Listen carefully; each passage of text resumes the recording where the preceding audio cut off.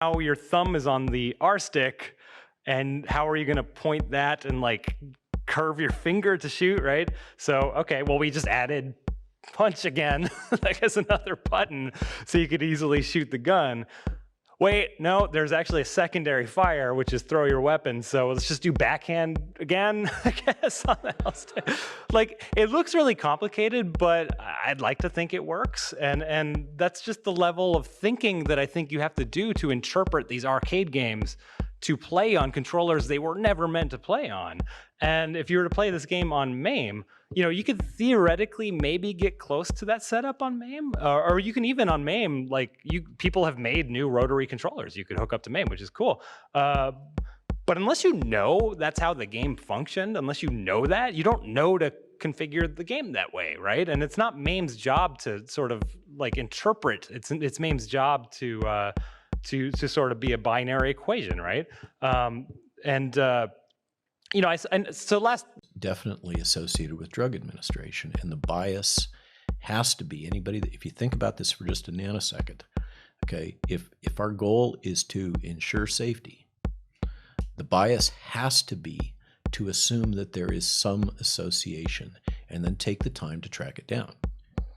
And therein lies the rub. So we have, and the last point I wanted to make is that so I took the time to go back and reread the emergency use authorization in the most recently updated EUA, that's the acronym, for COVID, and the guidance from the FDA. The FDA had the latitude to require that the vaccine sponsors, the developers, implement more rigorous data capture for safety, and they elected not to.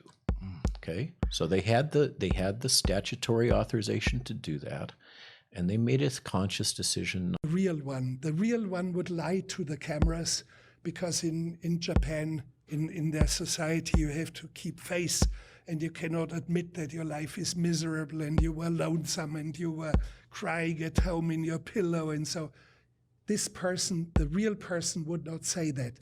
He would lie to the camera. But my man, who was put in front of your camera, my man, who has done it 200 times, comforting solitary people, he tells you the gist, the real truth about what is going on. And I think he's right. I'm sure he's right. Yeah. So yeah. that's the imposter has more truth in him than the real person who wants to keep a facade of whatever well-behaved behavior in public. We have some other questions. Later on, the logic of a brand changed. It indicated no longer an owner of something, but its manufacturer. Ford or Buick were brands of cars made by the company of a Mr. Ford or a Mr. Buick. The effect of such brands was to create a certain prestige. They represented the reliability of a product by attaching it to the personal name of the maker, who thereby vouched for its quality. The brand added a quality sign to a product, which increased its market value. In turn, this quality sign, and this is the essence of the brand, became a status symbol. A symbol is a sign that matches or corresponds to something. A status symbol is a sign that matches and publicly expresses social status. Brands turned products. And I said, well, why? You know, here are all the papers. Here's all the justification. Why would you not do this? And he says, well, we're just not going to do it. We convinced the patient not to accept that therapy. And it's like, here you go and you give them the treatment on a silver platter. Right. And they say, no, we're not going to do it. And it's the same thing for ivermectin, right? When people have gone to court to force doctors to give ivermectin, and the hospital doesn't want to do it, because if the hospital gives a drug which has not been approved by the NIH, they are liable if something happens. Right. Because if they follow what the NIH says, then they're clean of liability. So the hospital actually doesn't want to give you stuff that would save your life because the NIH is keeping it from you. Hang on, Robert. I know you want to talk, but hang on. The other thing is that in a pandemic, another solution rather than the ferrets and lifetime in bed dictating to us to a housekeeper. Sure. And it's all his memories and bringing his memories to life and digging into the fluctuations and the heartache of memories. So no, not necessarily. But well, let's get to the second aspect, which I think is even more interesting. The fact that the first thing you said you have to do if you're going to make films is read. And I know during the time I've known you, you've introduced me to books that I'd never heard of that have changed the way I've thought of the world. So I assume you stand by that reading is an essential part of or any creative work. If you're an architect, if you're an artist, a visual artist, or if you're a writer, it's a filmmaker in particular, and it gives you a sense of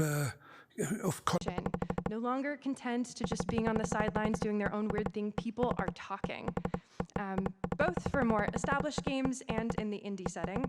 So down at Indiecade last year, the jury's prize award winner was a fantastic indie RPG called Bluebeard's Bride. One of the creators is in this very room about creeping feminine horror. So as indie RPGs are breaking through to mainstream recognition, we now regularly see projects on Kickstarter that are raising in the thousands, if not millions. And so right now, this is a bid for all of us to be on that edge and to learn from the narrative design challenges and insights that these games have had. But before we start talking about the avant-garde of tabletop role-playing, we should establish the mainstream. The most common example of a tabletop RPG is, of course, Dungeons & Dragons. In D&D, players each create and then embody characters on an adventure, usually revolving around overcoming various...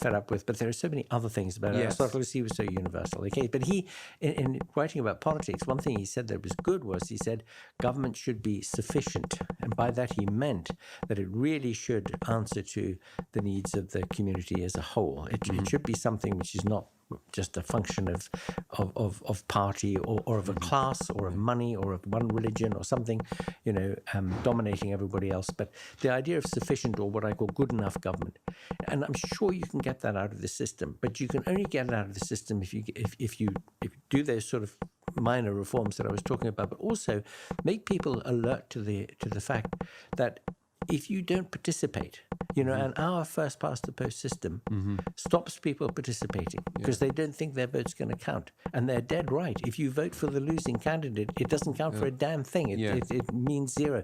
So that stops people from participating. But if you felt that your vote made a difference, you would take more of an interest. You would read the paper, you would listen to the news, you would turn up at the... Does not volunteer to give away its hide for your purse, your wallet, your belt, and your shoes. Yeah, absolutely. But I want to talk about nature and science because we've talked about it personally together. As a scientist, we've talked science a lot, you and I. And it was also what drew me to you initially. I mean, obviously the films had, but as a person. And was in Sundance. When one of the reasons that that I wanted to give you that award, which was for science in a feature film, and it was interesting because the feature, which meant a fiction, and we all the movies we saw were awful, and we would decide to expand it, and there's a narrative flow to Grizzly Men that made us think, okay, it's a story. Yeah, I still have that flow in me. Yeah, and it was the scene where you, and near the end where you zoom in on the bear and you say, I look at the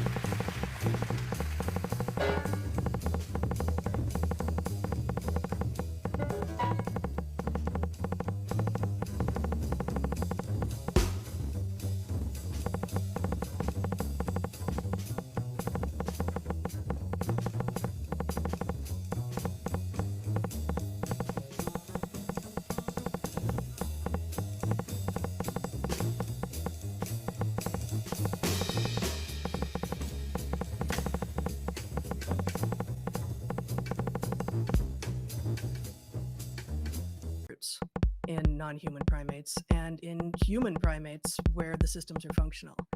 There may be other males who are brutes, but it's not the alpha. Alphas use affiliative behaviors and conciliatory behaviors and cooperation to accrue loyalty, which then is a way of maintaining power.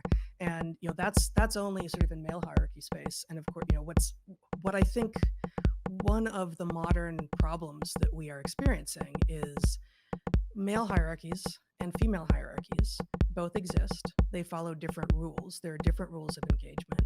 It's a very rare species that actually has both, because typically in other species, one or the other sex disperses, and you also don't have multiple males and multiple females in a group together. Baboons being an interesting exception to that.